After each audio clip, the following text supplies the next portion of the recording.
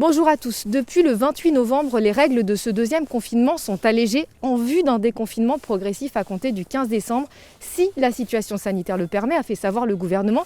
Les petits commerces donc ont pu rouvrir, mais les bars et les restaurants, eux, doivent encore patienter jusqu'au 20 janvier. Quant aux musées, théâtres ou encore cinéma, ils pourront de nouveau accueillir du public à partir du 15 décembre, avec néanmoins le retour d'un couvre-feu à 21h. Pas de quoi donc calmer la colère de certains pour qui ces mesures ne passent pas. Salut Stéphane. Salut Angélique, comment tu vas? Très bien. Impeccable. Alors on se tutoie parce qu'on a déjà travaillé ensemble par le passé. Ouais. Alors si on vient de voir, c'est parce que donc, tu es comédien et réalisateur depuis 25 ans, donc tu es intermittent du spectacle. Et depuis début novembre, tu marches, tu ne fais que marcher tous les jours parce que tu t'es lancé le défi de faire 507 km. Ouais. Très précisément, on reviendra dessus après, parce qu'il y a clairement un mot qui n'est pas passé. Ouais, bah effectivement, il y a eu ce mot qui a été prononcé par l'État qui est non essentiel et qui, pour tous les métiers qui tournent autour de la culture et puis tous les autres, bien sûr, franchement, c'est un mot qui nous a un peu blessés, qui est quand même assez fort. Et dans la langue française, il y a quand même suffisamment de mots pour éviter, en plus de dire à des gens qui vont peut-être baisser le rideau, perdre leur entreprise et tout ça, peut-être qu'on aurait pu choisir un autre mot. Et je le rappelle, non essentiel, c'est dans la langue française, déjà ça n'existe pas, c'est essentiel qui existe. Et essentiel, je l'ai juste mis comme ça, c'est quelque chose d'utile, de fondamental, de primordial, de vital, quelque chose de capital, de nécessaire. Et donc tout ça, si on nous dit qu'on est non essentiel, ça veut dire l'inverse, quoi.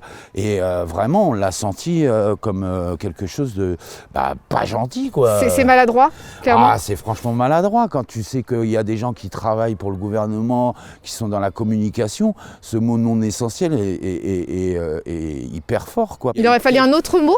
Moi, je pense qu'à un moment donné, on arrive dans une situation sanitaire où on dit, on est obligé de reconfiner, on va laisser ouverts les magasins vitaux pour pouvoir subvenir aux besoins de la société.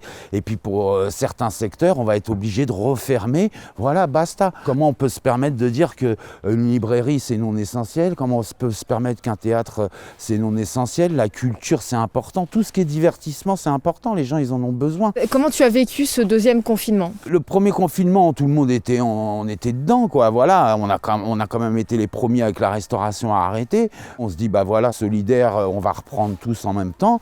Le 11 mai, on reprend, mais sauf la culture et puis les restaurateurs et puis un peu le monde du divertissement. On est obligé d'attendre fin juin. Donc tous les festivals annulés, donc énormément de choses complètement remis en question. On dit l'été il est flingué, donc on va reprendre en septembre.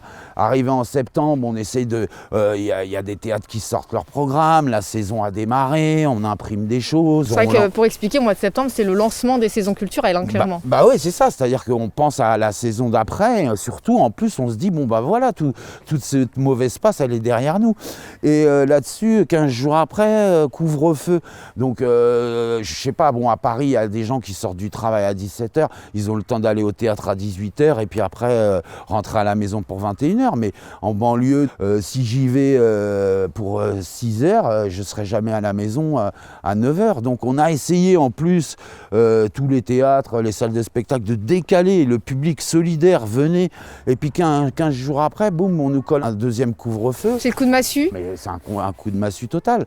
Et ça empêche quoi d'aller voir un spectacle ou d'aller au cinéma je veux dire, les gens ils sont face au public, ils regardent un spectacle et tout. Il n'y a aucun cluster qui est parti de la culture. Pour toi, les lieux culturels ne sont pas forcément des lieux à risque. Ah non, c'est pas des lieux à risque. Tu as plus de risques de choper la Covid en allant faire tes courses dans un grand centre commercial, en allant au travail dans les transports. Et puis derrière, on te dit non, tu vas pas voir un spectacle où tout est clean. Tu rentres, c'est fléché, on t'indique, on te donne des masques, t'es bien à distanciation, un fauteuil sur deux, les jauges sont réduites. Les mecs ils veulent travailler, les comédiens, et même des théâtres qui au niveau production sont à perte.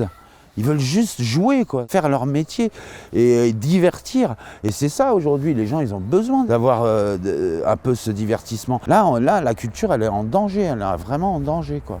Alors on revient sur tes 507 km, un chiffre bien précis, pas choisi au hasard, parce que pour l'expliquer, en fait 507 km, ça représente les 507 heures qu'un intermittent doit faire sur une année pour percevoir l'année suivante des indemnités en cas de non-activité. J'ai bien résumé ? Ah ouais, c'est un chiffre symbolique, 507 heures, c'est en fin de compte le nombre d'heures qu'une personne doit faire, déclarer, payer pour pouvoir prétendre à une ouverture de droit et donc à être considéré comme un professionnel de la culture. Chaque année, le compteur se remet à zéro et il faut recommencer à faire ses 507 heures. Voilà, c'est un peu la carotte qui fait avancer l'âne. C'est le minimum, hein. Quelqu'un qui fait 480 heures, il n'a pas d'ouverture de droit, il va au RSA. S'il ne travaille pas. S'il ne travaille pas. Avec cette crise sanitaire, le gouvernement a décidé de prolonger jusqu'en août les allocations chômage pour les intermittents du spectacle. Est-ce que c'est une bonne chose ? À l'époque, quand cette décision et cette date a été prise, c'était une bonne décision parce qu'on pensait qu'on allait redémarrer et que voilà, ça nous laissait le temps de pouvoir retomber sur nos pattes. Mais si on démarre en février, de février jusqu'à août, ça fait 4-5 mois, ça va être très très dur pour certaines personnes de pouvoir avoir ces 507 heures. L'idéal, pour moi, ça serait de dire à partir du moment où le feu vert il est donné culturellement pour pouvoir retravailler, c'est qu'on ait 1 an ou 10 mois ou une certaine période, comme ils ont décalé, pour pouvoir se dire maintenant je dois faire mes 507 heures au minimum. Oui c'est ça, donc c'est l'après-août 2021 qui est flou. En tout cas pour les intermittents, ça va être très dur. Les intermittents, c'est des renforts, donc les sociétés de la culture, l'événementiel, quand ils vont reprendre, ils vont devoir faire tourner les gens qui étaient au chômage partiel. Donc les intermittents, ça va être un petit peu la dernière roue du carrosse où on va les appeler vraiment quand il y a des grosses OP et quand il y a vraiment des gros chantiers, quoi. On est dans le flou et c'est ça le problème, c'est qu'on n'a pas de visibilité sur le futur. Et c'est ça qui fait peur. Qu'est-ce que tu attends du gouvernement ? Qu'est-ce que tu veux ? Moi déjà, j'aimerais bien qu'il y en ait au moins un qui dise c'est pas bien comme on les a considérés, tu vois. Ça fait 1 mois qu'on entend non essentiel, non essentiel, non essentiel. La culture, c'est essentiel. Je veux dire, qu'est-ce qui reste de notre histoire depuis les Grecs ? L'architecture, la lecture, le théâtre, les écrits, la culture. C'est là où on nous dit, en plus, oui, vous êtes non essentiel et inutile. D'où la marche non essentielle et absolument inutile, parce que là, pour le coup, c'est inutile. Et je le conseille à tout le monde, parce que dans la tête, psychologiquement, tu marches, tu réfléchis, tu penses, et ça t'évite de cogiter. Alors les non essentiels justement, il y a le déconfinement qui se profile, les sites culturels vont pouvoir rouvrir à compter du 15 décembre, mais avec le retour du couvre-feu à 21h. Le fait de rouvrir, c'est très bien, les théâtres réouvrir, c'est très bien. Et en plus, les théâtres vont faire tout pour que tout soit fait dans les règles de l'art. À Paris, c'est un peu plus simple d'avoir ce créneau, de se dire, tiens, je sors du boulot à 7h, je vais voir un spectacle, il finit à 8h30, le temps de rentrer, je suis à la maison, c'est bon. Mais en banlieue, c'est pas possible. Aller voir un spectacle à 15h ou même à 18h, c'est pas possible. Les gens, ils rentrent du travail. Donc les seuls moments en banlieue où ça va pouvoir travailler, ça va être le week-end. Et en plus, tu vas te retrouver donc avec ce côté couvre-feu qui fait qu'à 9h, il faut que tu sois à la maison. Alors il y a un petit peu plus de lest, puisque là, c'est 21h et on peut après retourner à la maison après.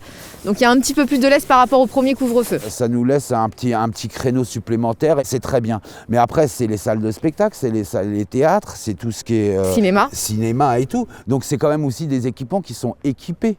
Donc aujourd'hui, le problème, c'est qu'il y a des entreprises d'événementiel qui ne vont pas pouvoir travailler. Il n'a pas lieu d'être ce couvre-feu pour toi ? Il n'aurait pas dû faire son retour ? Au moins, tu vois, tu fais un couvre-feu en Espagne, par exemple. Un couvre-feu peut-être plus tardif. Voilà, c'est ça, à 23h. Donc ça permet de peut-être, tu vois, monter un truc, un petit concert en extérieur. Parce qu'on sait faire en plus. Les gens du spectacle, on sait gérer tous ces problèmes-là. Donc il n'y a pas de risque. Quand est-ce que tu comptes boucler tes 507 km ? Je pense arriver le 20 décembre sur Cergy. On a sorti un petit t-shirt de soutien, quoi, avec une marque Cergy Sergissoise qui s'appelle Madine Sergi.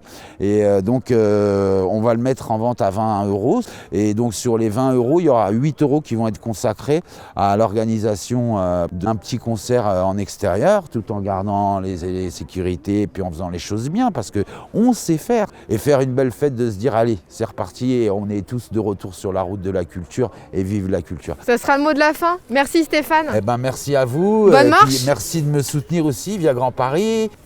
Gardez la pêche. À très vite sur Via Grand Paris. Vive la culture.